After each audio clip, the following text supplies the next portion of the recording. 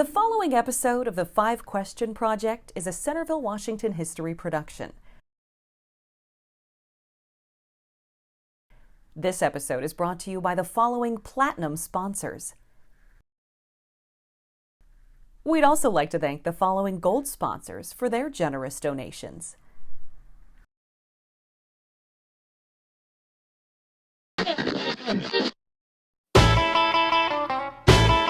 (1956). We choose to go to the moon in this decade. That's one small step for man. Well, I'm not a crook. Tear down this wall. These buildings down. We'll hear all of it soon. We, the people.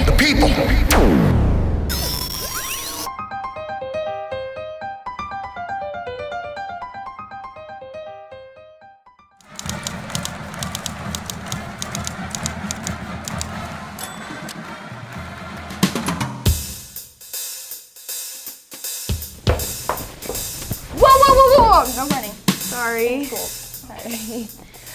Welcome to the Centerville 5-Question Project. I'm Danielle. And I'm Elise. And we are your co-hosts for these next 5 episodes as we cover 70 years of Centerville. Speaking of, what year did you graduate? Nope, what year will you graduate? 2025. What about you? I graduated in 2018. You're old. It's so cool to be standing in Centerville's very first high school. This is not Centerville's first high school. It isn't?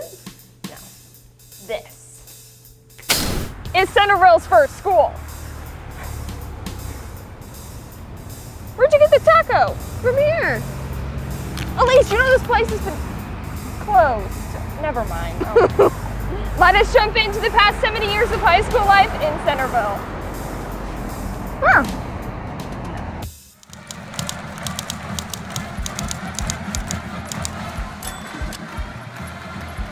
Our class was 1951.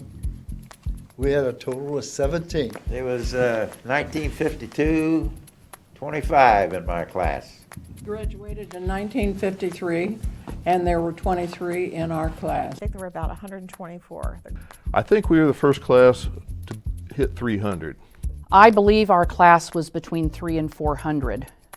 It's just over 700. A little bit above 660. Well, about 500 plus. 657. Oh, not the exact number, but maybe around like 700-ish. Yeah, I was trying to figure out the class size on Google. I don't know it.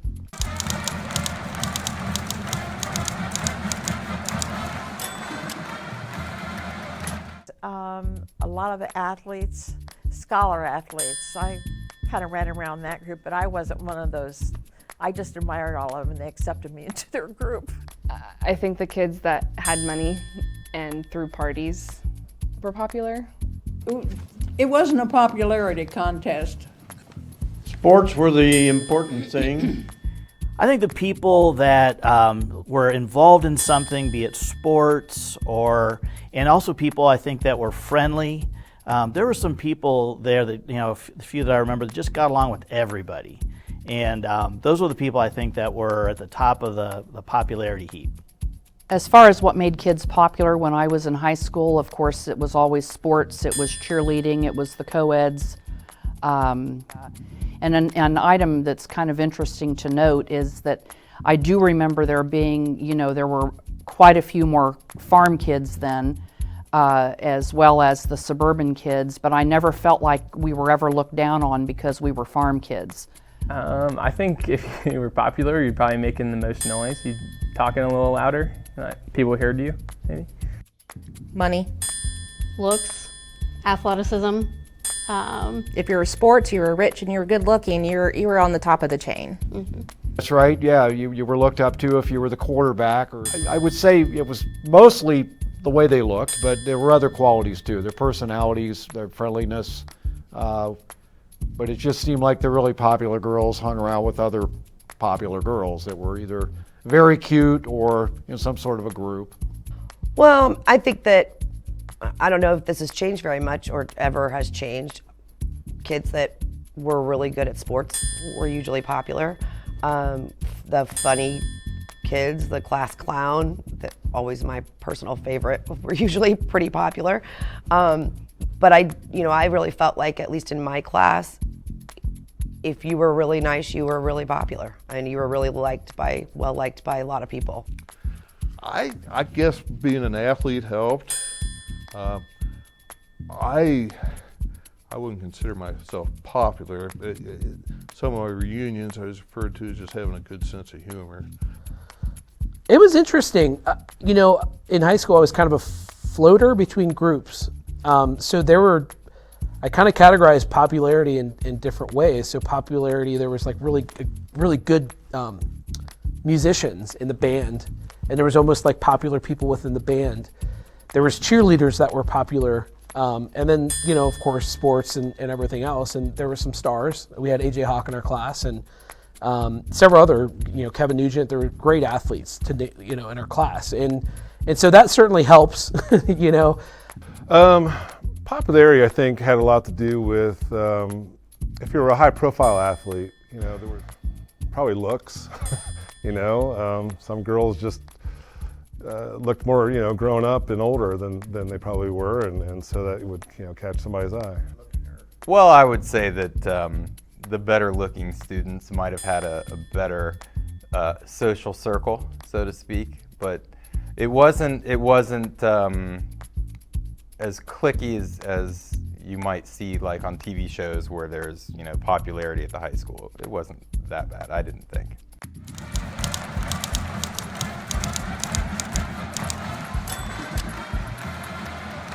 So in high school I was part of the swim team, both club and high school. So I would start morning practice 5:15 in the morning till about 6:30. 7 o'clock we would swim, get ready at the rec center, and go to school. I was very, like I said, involved in radio. I was in the Centerville Spirit Club. I was a class officer, I think my junior and senior year, so I helped plan a lot of the events and all that kind of stuff, and always loved to hang out with friends. See, before high school, the activities around Centerville was we played kick the can in front of the town hall. We played bike tag around the little alley there, goes back there. And we also walked around or tried to balance ourselves around the stones on the town hall. During season football, I played in the orchestra in the winter months. But the only reason I played football, first of all, my brother played football and was a good football player. I didn't want to wear a band uniform. I didn't want to be caught dead in a band uniform. I thought they looked goofy, and hope Mr. Pfeiffer's not hearing that. I heard it. We played ball in 48 right in front of Greg's house. But then that was also the little shop across the street from Greg's. Deckers. Kleckner's. No. Kleckner's. Bill Kleckner. Kleckner and that's right next to the ice cream store now. It's a little barber shop. But juggled working a job at Panera and also football. And then obviously once football started in the summer, I had to step back from the Panera job. But at one point I was not getting home until 10 o'clock at night, kind of thing, and then going to school the next day. Usually at school with some kind of activity that was happening. I played sports, so usually a practice, and in off sports seasons, I always was involved in some kind of club or something that was happening right after school. For me, band was all-encompassing, like all season, all year. You had some sort of band activity. Then after school, you hang out with your band friends, and you either stayed in the orchestra room and played with your instruments, or you guys would go out to go eat. We'd go to Noble Romans and torture the poor Noble Romans people, and it was a lot of fun. Say we spent more time walking around the track at Centerville football games than actually sitting in the bleachers and paying attention to the game. Although we could glance up at the scoreboard and see what was going on, but it was more of a social event too. I would say in high school, particularly on the weekends, we would hang out at the park and maybe get beer. I didn't participate in any after school activities with the high school. I did try out for the baseball team once, but unfortunately didn't make it. But I did play some of the local recreational sports, like say soccer or Washington Township baseball, up until about age 16, so probably stopped around my sophomore year. A lot of the times our activities after school, especially was with my friends, were bowling. We enjoyed doing a lot of bowling at the Centerville lanes when they were at 48 in Spring Valley. After I met my husband Rick, we were into hot rod cars, so we spent a lot of time. He had a 70 Dart. I had the 69 Mustang. I love sporting events. It was always great to go to football or basketball games. Hockey, since I was on Elkonian, I would take pictures. I'd be there sometimes till 11 o'clock at night at the Kettering Rec Center taking pictures of the hockey team. I love going to sporting events, and there was a lot of spirit. That's really, I think, what got everybody pretty jacked up. Remembering the Northmont, the longest soccer game in history, 2 nights. It took 2 nights to finish. Probably band, and then they had Jakawa was Junior Council on World Affairs. Some of my friends were involved in that. So co-ed is not anything like it is today. There were 80 some of us, girls. It was a kick line. So we kicked like the Rockettes up to here, actually higher than the Rockettes. We did flying splits, which always really amazed the crowd. We had props that we would stand up on and dance on, like wooden blocks or chairs or fences. We did routines. Like I said, it was a precision drill team. And we would stand in front of the band. They would play our music. We weren't part of the band. They didn't play our music great because they didn't like to play our music. But so at halftime, the football games, we always had a routine in which they played the music. We did our precision drill team dance, ended in the splits, marched off.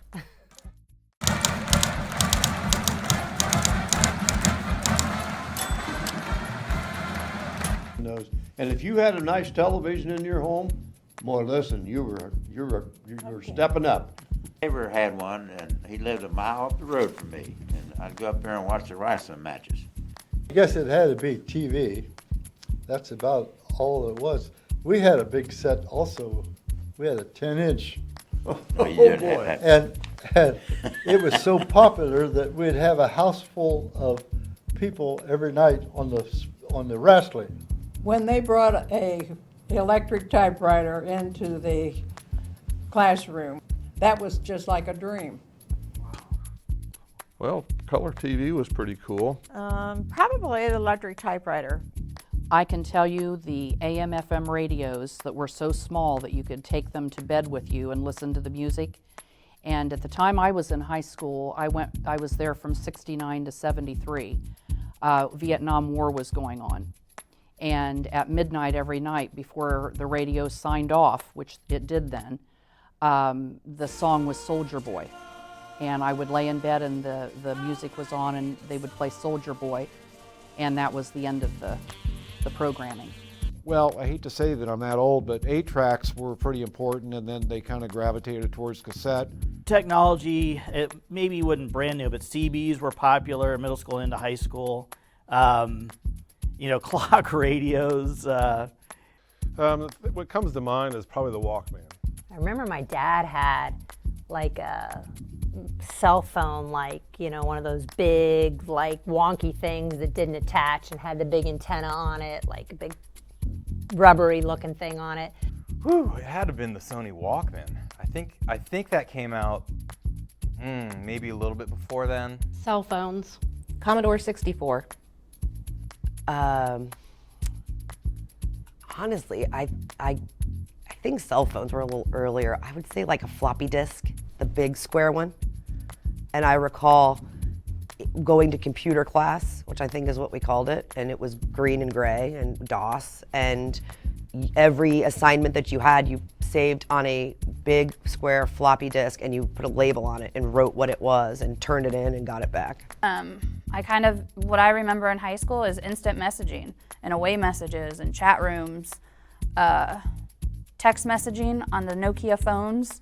Texting was coming out. And so my dad, for whatever reason, my parents, for Christmas, I think my freshman year, got me quote unquote like first version of a smartwatch where I could receive texts. I feel like during my high school years, just the computer in general in the classroom, like if I go all the way back to elementary school, like you rarely ever saw a computer, and then like by the time you get to high school, it was like every classroom has access to a computer. I don't think that smartphones came out. I might have been able to get on Facebook on my cell phone.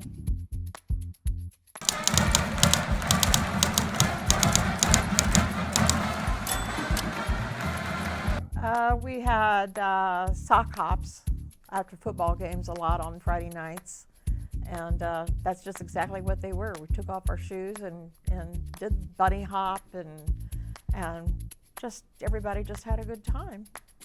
No problems like you find today. It wasn't a lockdown thing. Just seeing your friends, going down to the concession stand and getting, snacks, and it was more of a social event than the football game. Oh, electric.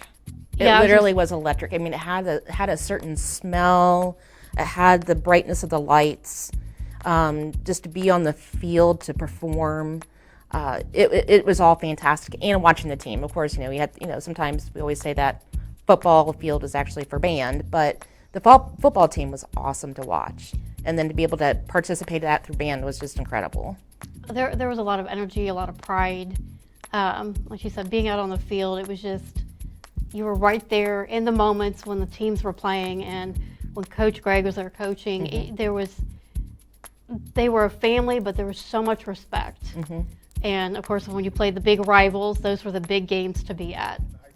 I always felt like I was part of something really big, from the standpoint of we were good.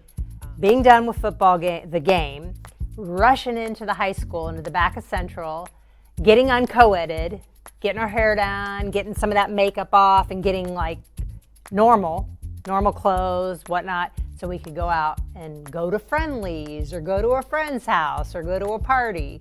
So football was all about co-eds, and then we went out after that.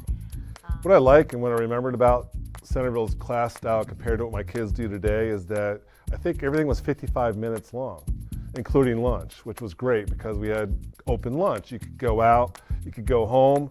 If you had enough time, you could make it back over to home and back, or you went to Cork and Bottle and came back, or you went to Noble Romans, which was a great place to go have lunch. You had the small pizzas and a drink. So if someone had a car, we'd drive over to Noble Romans and do that. And occasionally we even go to there was a Stop and Go near the center of town. Sometimes we'd stop by Stop and Go. The first football team of Centerville was in '47. I was a sophomore. And we had two coaches, one coach and one volunteer coach. We had 4 dummies, tackling dummies. I thought you talked about football players. We did, and we practiced. We had about 16 guys on the football team first year, and then the second year was a lot better. But out of 3 years that I played, I think we probably won a whole 3. I'd like to elaborate on sports a little bit. In 1953, we were second in state in track. And today, I am the only one remaining of that group that went to state that year. And also in 1952, we beat the #1 team in the state of Ohio. That was Northmont. We beat them 45-42. And that was in 52. East of where the Stop and Go was. So I'd walk up there after school, get my hair cut. There were only 2 chairs in the barber shop, a Franklin stove in the corner. I think I got to school probably around 1/2 maybe 20 till. Got to advisory, I think that was 10 minutes, and then 5 minutes to get to class. And sometimes it was tough. I had an East unit and a West unit class, so sometimes it was tough to make the cut. I used to go outside if I was running late, which you can't do today. Breaking news from the class of 1967. They'd like you to hold their beer. Wait a minute. How would you like to walk from here all the way to here in the rain, in the snow, and the cold, and get to class on time. How did they ever do that? Did it even count as a gym credit? It started at, I believe, at about 10 till 8. We started out at the Magzic in the South building, and I think those are middle school and elementary schools now. And when the new building first got built, they called it the East building. And if you happen to have classes over there and Magzic, they provided a shuttle bus if you didn't have a car to get there. And then you get shuttled back to Magzic or South, whichever you started from. But for me, I went to South and Magzic, and school started, I think, somewhere around 7:45, 7:50. We got out around 3, but as a senior, I was in COE, so I worked half a day. I took my classes in the morning and kept my job in the afternoon and continued to work with that job for a couple of years after that. I mean, the football players would walk around like pillars, you know, they'd wear their uniform and they'd be, I don't like these questions, Terry. We remember our teacher Boberman kind of grabbing everyone's attention and saying, everyone stop, we need to watch this is different. That was immediately after the first plane hit. We watched live as the second plane hit the tower from our class. We had a class of about 17 people. And I just remember my heart sinking and being afraid in a lot of ways. And then the atmosphere in the school after we found out about the 9/11 attacks was just a tremendous amount of nervousness and almost some level of stillness and quiet, which was unusual. People didn't know how to act, especially my generation. It was by far, I think, the most memorable thing during my entire high school career. Being a part of Centerville football was definitely the most influence I've ever had in my entire life. Just building community, building brotherhood with everybody on a part of that program, and just from sun up to sundown through football season, always having someone around you saying something about football. I still have those things that stick with me throughout the year. Throughout my entire life, I'm going to have with me. I was a AAA traffic boy. So we got to stand out on West Franklin Street and direct traffic until the buses came by, and then we just left them all out and we were done for the day. So we'd walk back home. We go to the drive-in and put about 6 guys in the trunk and go right on through, see?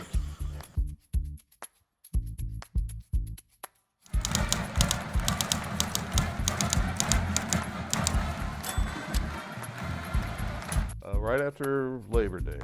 September, right after Labor Day. It started in September.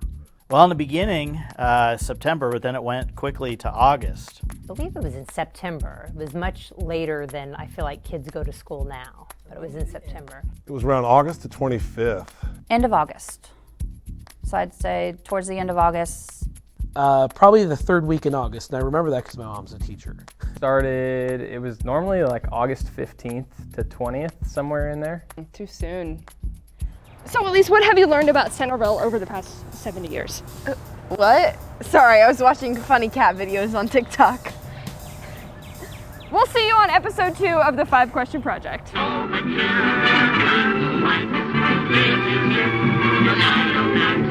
more rehearsing and rehearsing apart. We know every part by heart. Oh, the children once.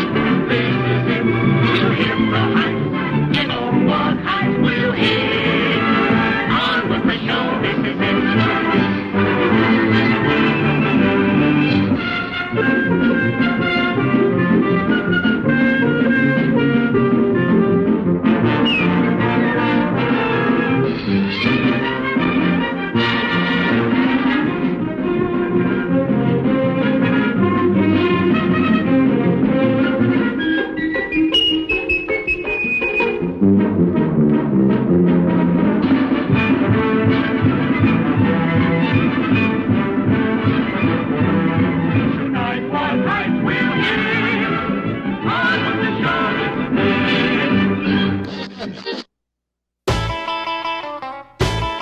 1956.